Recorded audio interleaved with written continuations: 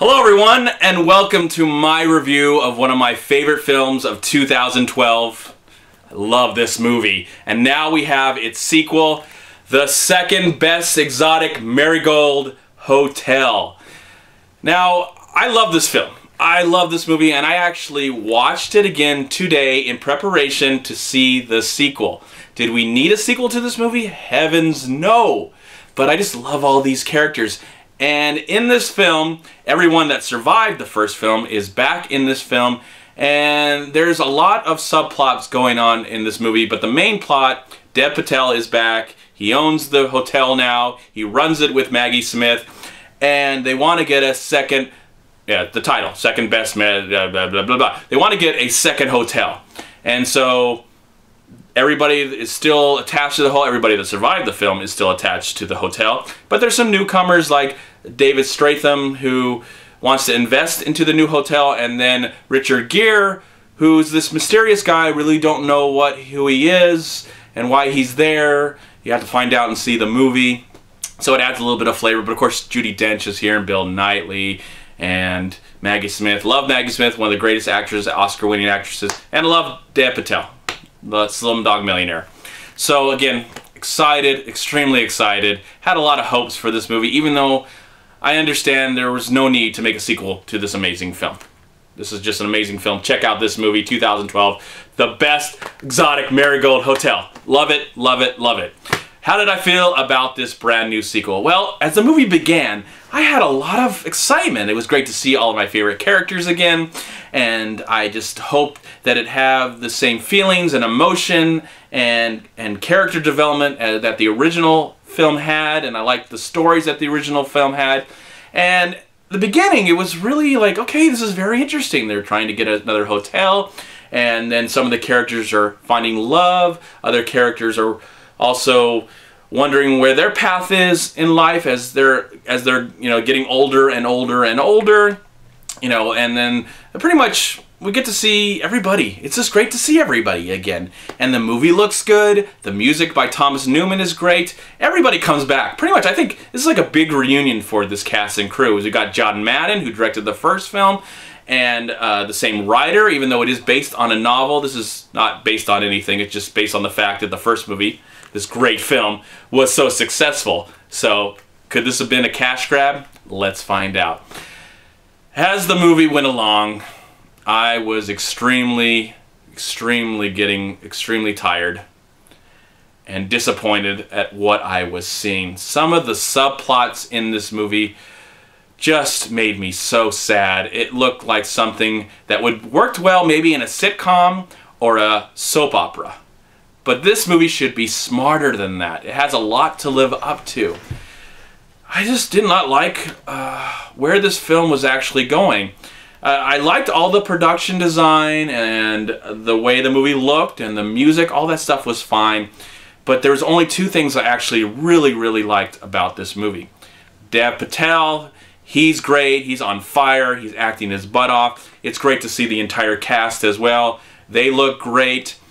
And there's one subplot out of the many subplots in this movie that I actually believed in, that I cared about. Everything else felt predictable, tedious, unnecessary. This whole movie is completely unnecessary.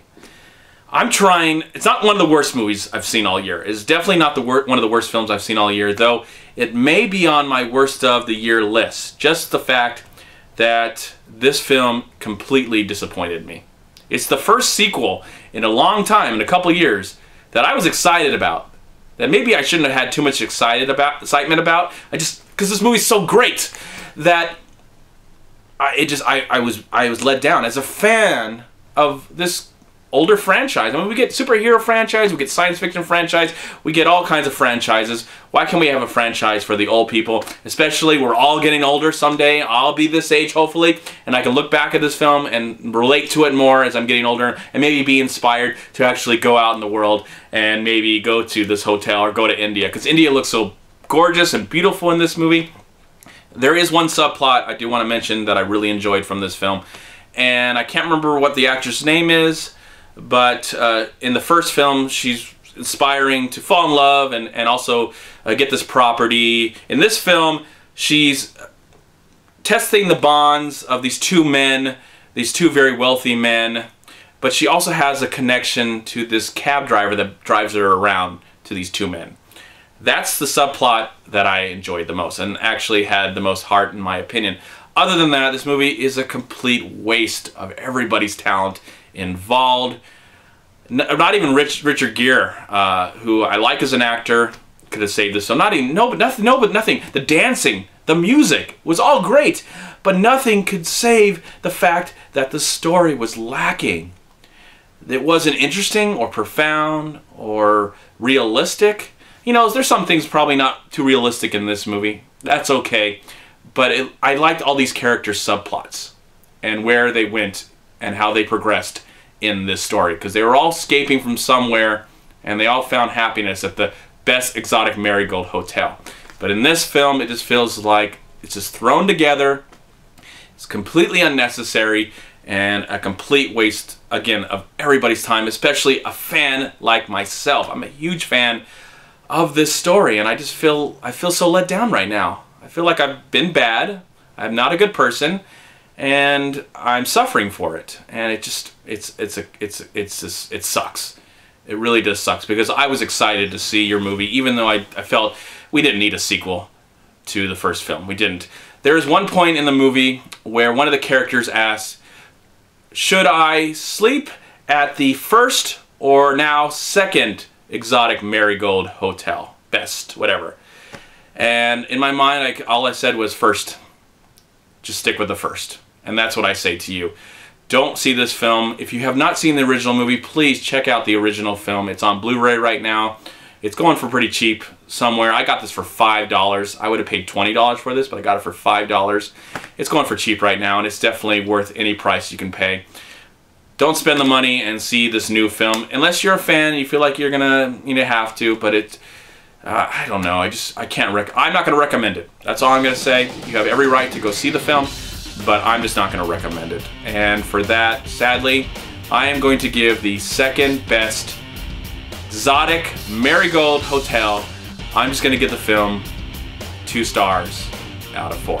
So depressing, so sad, and so forgettable. Thank you so much for watching. Please like, comment, and share this video. And also, please check out these amazing movie websites. And if you enjoyed this review, please click here to subscribe to my channel, and also please check out all my recent reviews right here on YouTube. Have a great day, live film, find peace, happiness, and harmony in anything and everything you do, and I'll talk to you at my next movie review.